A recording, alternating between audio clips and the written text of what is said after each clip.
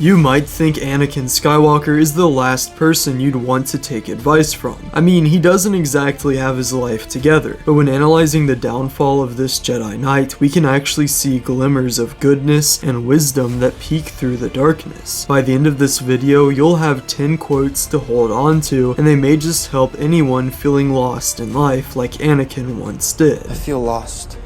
Because if you think about it, the brightest lights are often experienced when surrounded by unbearable darkness. But we'll talk about his adult self later. First, we need to look at the unmistakable heart shown by Anakin as a child and what prevented that kindness from becoming the version of him we meet years later. So quote 1 from The Phantom Menace is, "Mom, you say the biggest problem in this universe is nobody helps each other."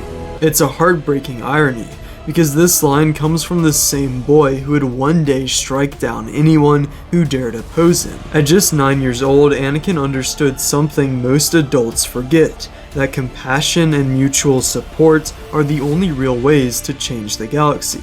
But this plea doesn't come from privilege or power, it comes from slavery, from someone who had every reason to be selfish and still chose to care. But quote number 2, also from The Phantom Menace, is, "I'm a person and my name is Anakin." In a world filled with hierarchy, Jedi, royalty, and warlords, this quote is quietly powerful. Anakin's entire journey is a cry to be seen, not as a chosen one, not as a soldier, not as a Sith, just as Anakin. It's a reminder to never let your identity get lost in how others define you, because before you're a title or a role, you're a person. And quote number 3, now from Attack of the Clones, is, "Sometimes we must let go of our pride and do what is requested of us." This is said to Padme as she is getting ready to leave for Naboo with Anakin, and it's one of those lines that hits harder when you know how Anakin's story ends, because pride is one of the main things that eventually breaks him. He couldn't let go of it, not when facing the Council, not when doubting Obi-Wan, and especially not when trying to control fate. But in this moment, we see clarity, a glimpse of the Jedi he could have been. And what we can take from this into our own lives is that even when we think we know a better way, sometimes our mission is to serve others for a cause, even when it is beyond our understanding. But quote number 4, also from Attack of the Clones, is, "Attachment is forbidden. Possession is forbidden. Compassion, which I would define as unconditional love, is central to a Jedi's life." Here, Anakin tries to reconcile his feelings for Padme with his duty as a Jedi, and this line reveals something deeper than just a forbidden romance. It shows that Anakin didn't want to own love, he wanted to live by it. The problem wasn't his ability to love, it was his inability to let go of it when fear entered the picture. If you want love to be a healthy part of your life, then you must understand that it's not a tool you control to make you happier, but rather a blessing that you should live in the presence of, but not necessarily tied to. And quote number 5, also from Attack of the Clones, is, Believe me, I wish that I could just wish away my feelings, but I can't. Anakin says this with frustration but also vulnerability, because he doesn't want to feel what he's feeling. This moment speaks to anyone who's tried to suppress emotion, especially when the world around them demands control and order. And yet emotions don't just disappear because we tell them to. They build, they shift, and if ignored, they explode. Which is exactly why we must understand that emotions are natural, but we just can't let ourselves be controlled by them. Reason always triumphs over emotion, just remember that. But from Ahsoka Season 1 Episode 5 is our 6th quote of the video, which is, "There's always a price to be paid." This quote is haunting because it echoes across Anakin's entire arc. He pays a price for love, for fear, and for control, and eventually the galaxy pays that price too. But this line isn't just about loss, it's about accountability. That every choice comes with consequences, and that truth can be hard to face. But this is simply a reminder that we must remain constantly diligent at all times, because your actions can affect your life as well as others more than you would possibly think. Our 7th quote is also from Ahsoka, which is, As Jedi, it's our job to lead. That doesn't mean we don't make mistakes. And this is spoken like a true general who has seen both victory and failure in the Clone Wars. Also, this is a quote that describes what many don't know about being a leader. When accepting roles of leadership over other people in our lives that we become responsible for, it's easy to destroy ourselves by worry of our failings, but what we need to understand is that by having these mistakes as a leader, just like any other mistake, we learn from it and become an even stronger leader than ever before. But real quick, here's the Christian advice of this video. If you want to get back to the main video, then you can skip to this time right here. Now today we're actually looking at Matthew 25:40, which says, "And the king will answer them, 'Truly I tell you, just as you did it to one of the least of these who are members of my family, you did it to me.'" This is the word of the Lord. Thanks be to God. Now, sort of the takeaway I actually got from this is recently I had an incident where I was out in town with my friend. I don't know why I'm calling it an incident, but I was just approached by a man who was asking if I could give him $5, to go eat something.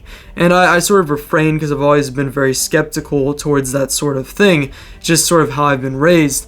But, I sort of taken value from this scripture here, and just also talking to some of my friends and stuff, where I am considering in the future, really maybe putting an effort to, if I, come across a homeless person, if I come across someone in need, and, they don't present any sort of danger to me or anything like that, I think maybe from now on that is a good, virtuous thing to do that would align with the Bible. But I'm obviously not trying to, command you to do that or anything like that.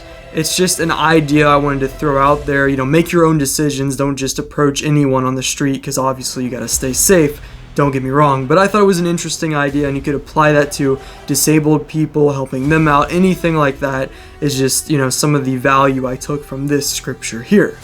But anyway, getting back to the video, this is just a quick reminder that you can like this video if you want to, as it does push it out to more Star Wars fans like you. But yeah, let's get back to the video. And quote number 8 is from Revenge of the Sith.